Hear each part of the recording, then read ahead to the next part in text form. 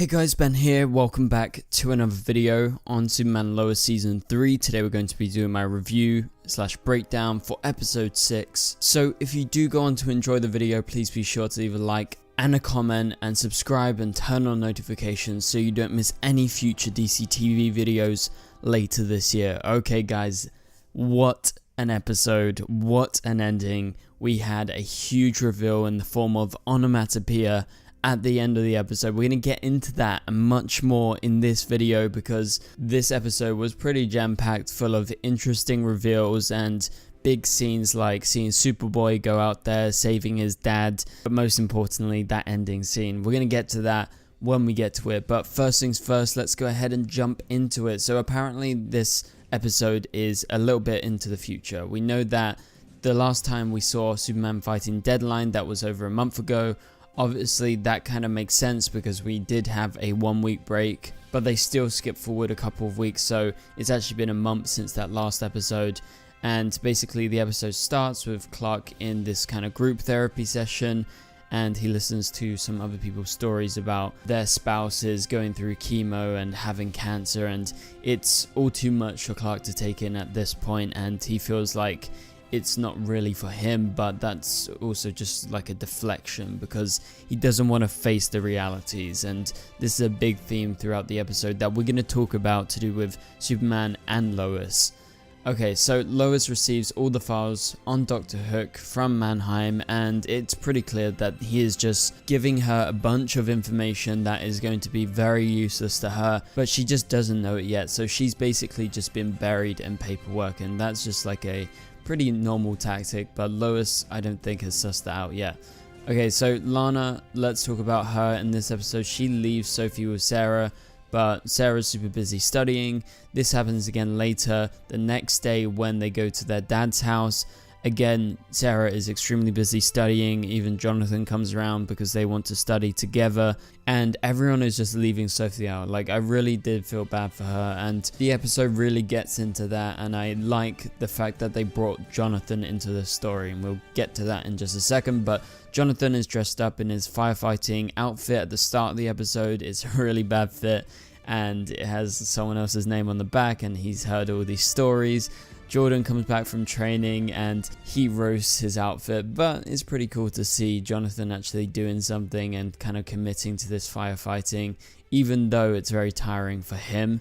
And so let's talk Deadline, because as I said, this episode begins with a time jump and we are a month into the future. And so Superman brings Deadline to Bruno Mannheim after Superman is called into the DOD because he is dying. Deadline is dying. He looks inside of him by using his x-ray vision, and he's full of tumors. And so that was kind of crazy. I mean, we were kind of expecting something like this to happen, but we didn't know how bad it could get, and it just looked really bad in the scene for Deadline. And he demands to be taken to Bruno Mannheim because he thinks he's the only one that can save him, which is definitely true. But by bringing Deadline into his office, into his world, Bruno says he is crossing the line, and he says to take him to a hospital, but he dies straight away. Like, there is no chance of him surviving because his cancer was just absolutely going nuts with inside of him. All the tumors were searing up, and Bruno Mannheim took no interest in it because obviously he doesn't want to take responsibility for what's going on because he's still denying it. So let's just say that Bruno Mannheim was definitely shocked by Superman's surprise visit in this episode. Apparently inside Deadline's body was traces of X-Kryptonite, that's what Lois says, along with Superman's blood in his system. So that's part of the serum that they are developing, which is confirmed in this episode. We know that they are creating a serum to give people powers, but also to heal them from diseases. And so it's not necessarily a good thing or a bad thing. They are very much so working down the line of they think they're doing something right, but they are killing people and they are sacrificing people in the process to be test subjects in order to save some select people's lives. But just after they find out about Deadline being dead, as they get back to Smallville Kent farm, Jordan shows up and he stopped a flash flood, which he got approved to go stop by his mum. Clark is initially quite mad, and he is mad throughout the episode because he just has no control and he just wants to keep Jordan safe. But yeah, he's using his suit. It's completely muddy, but he's able to clean it, and he uses it again later in the episode. We'll get to that in a second. But this episode also sees the return of Onomatopoeia, who is finally back. It's been a couple of episodes, but they are still heavily involved in creating this serum, and they talk about how Lois will be too busy with admin records that, according to Bruno Mannheim, is just, a stack of paperwork. As I said, she's going to get completely lost in it. But the Dr. Hook, is worried about Lois snooping around Hobbs Bay because he thinks that if she uncovers anything, it could put their experiments at risk.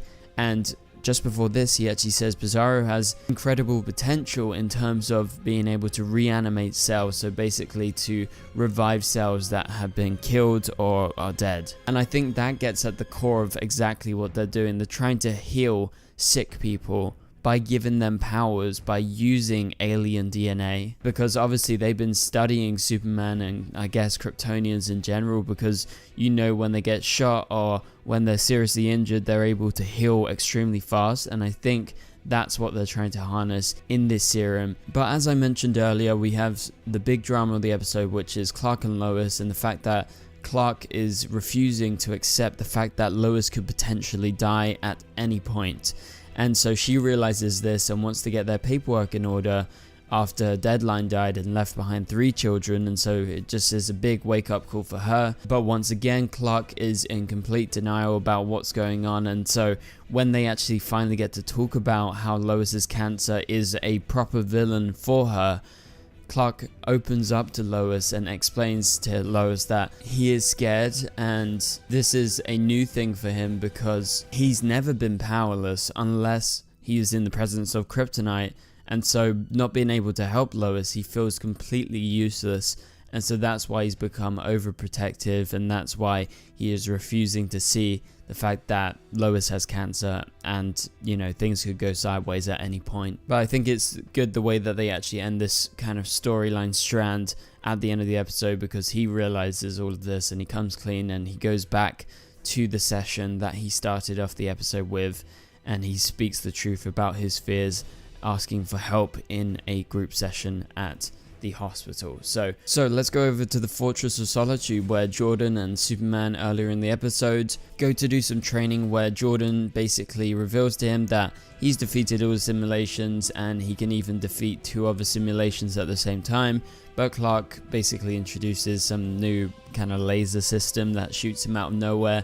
I thought it was quite harsh, but it really made everything clear to me at that point that he's pushing him so hard because he's just afraid of him going out there and risking himself. And because he's not able to protect Lois, at least he can maybe protect him. And so he's basically taking it out on him. But in the meantime, Lois goes out to dinner with a fellow chemo patient. I believe her name is Pierre. I could be wrong about that, but that's what I heard in the episode. And so they go to this restaurant and Lois starts eating. She obviously can't eat because she's much more sick and she's way more into the chemo than Lois is right now. And so Lois reveals to her that she thinks the hospital is a cover for something much bigger, and she denies it. She basically says, they're doing so much good, I don't think that they are covering up anything. And so at this point I had a couple of ideas about potentially her links to maybe Bruno Mannheim, but I really wasn't too sure at this point. It was just an instinct. And so let's go back to the other drama in this episode, and that is the fact that Sophie goes missing. I like that they are focusing on Sophie because I agree they've been really shying away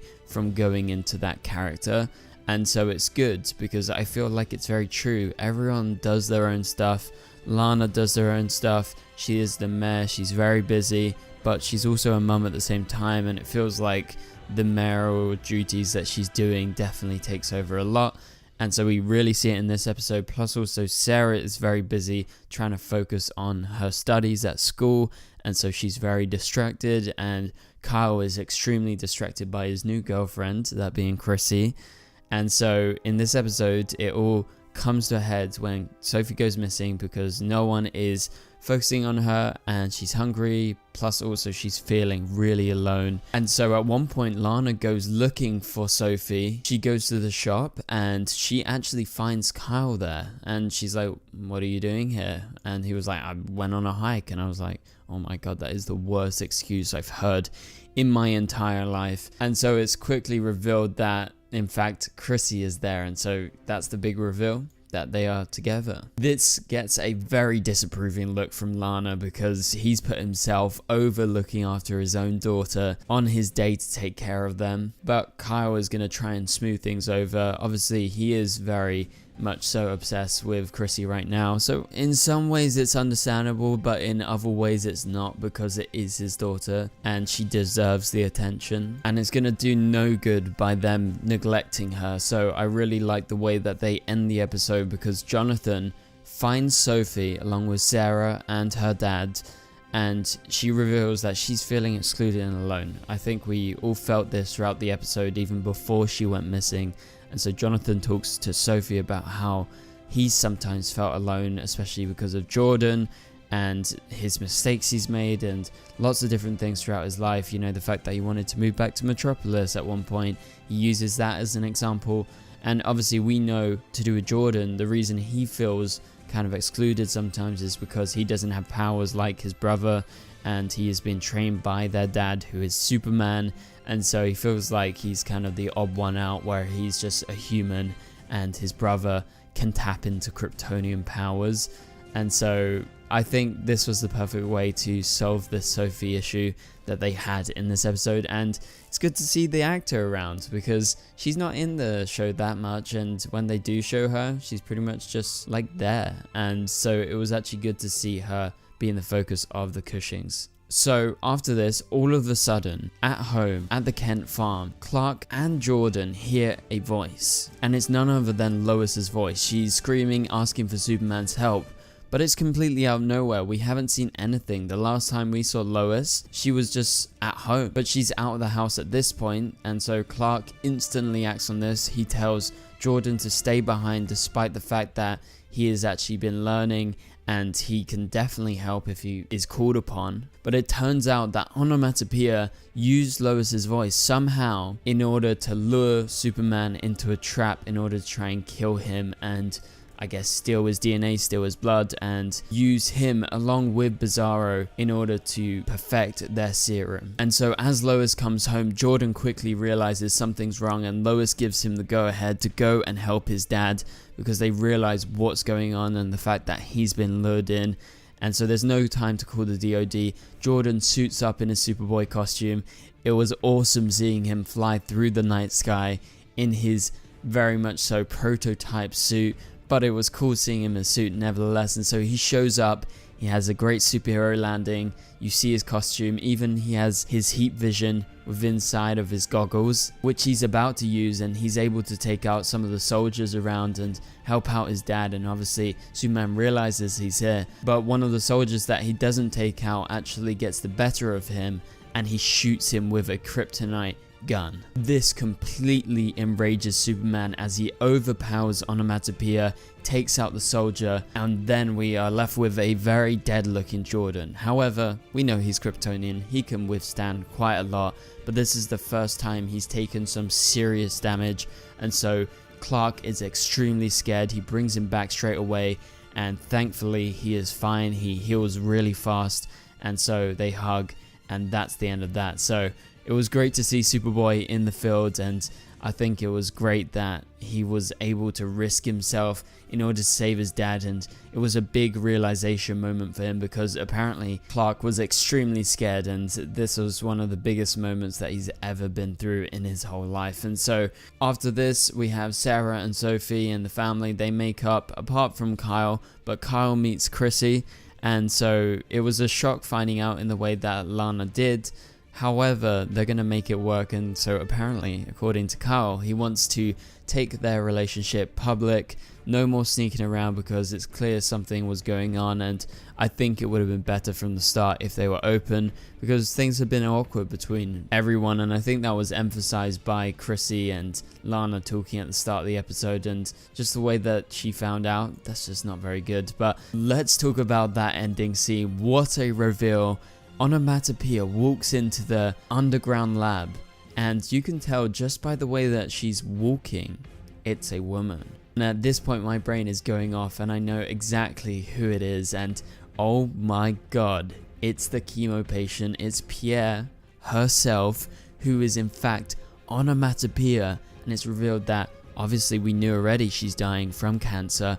However, her powers are fading, and she says she can feel it within inside of her. So is she getting the same reaction that Deadline went through earlier in this episode? She's on the edge, and she is the reason that Bruno is doing this. That's his mission, to save her. So wow, what a reveal. So actually, yes, we may feel bad for her for being a chemo patient and having cancer. However, she's a proper killer. You have to realize that she killed Mayor Dean and killed the original John Henry Irons. So she's actually been Onomatopoeia for a long time. I don't know how recent her powers were, but you can presume it's definitely from these experiments. So I reckon in the past she probably didn't have powers, but still was working for Bruno Mannheim, because I believe they are husband and wife. And so the giveaway was in the restaurant earlier. The fact that it was quite fancy, you could tell that, you know, she had some wealth, and who do we know in the show that is wealthy? Well, the mind goes straight to Bruno Mannheim, and it turned out to be true. So what a reveal. Let me know, what do you think about this in the comments down below. I'm also pretty sure that Lois found out at the end of the episode, because she saw at the restaurant Bruno Mannheim's picture. It's pretty clear that he owned the restaurant, and the fact that she was being quite defensive, I think Lois is going to be able to find out that they have some sort of greater link. I don't know if she's going to find out straight up that she's Onomatopoeia, but clearly things are going bad for her right now, and she really needed to capture and kill Superman in order to try and finally perfect this serum, because she's really feeling the effects. And so that pretty much does it for this video, guys. Hopefully you enjoyed this episode. I thought this episode was really good. I loved that ending. What a reveal. Was not expecting that, to be honest. Also, I want to remind you guys, big episode tomorrow night. We have The Flash, episode 9 of season 9. Oliver Queen is going to be returning. Stephen Amell himself is coming back to The Flash tomorrow, along with Kid Flash and John Diggle. So I'll have my coverage out right after the episode airs. It's going to be airing the same time as Superman and Lois, but just tomorrow night instead. So for now, if you did enjoy the video, please be sure to leave a like and a comment, and subscribe and turn on notifications so you don't miss any future videos. We are uploading daily right now, so don't miss out on any videos. I uploaded a Flash video earlier tonight, so if you want to watch that video, click on the top right corner of the screen. But for now, I'll catch you guys later. Goodbye.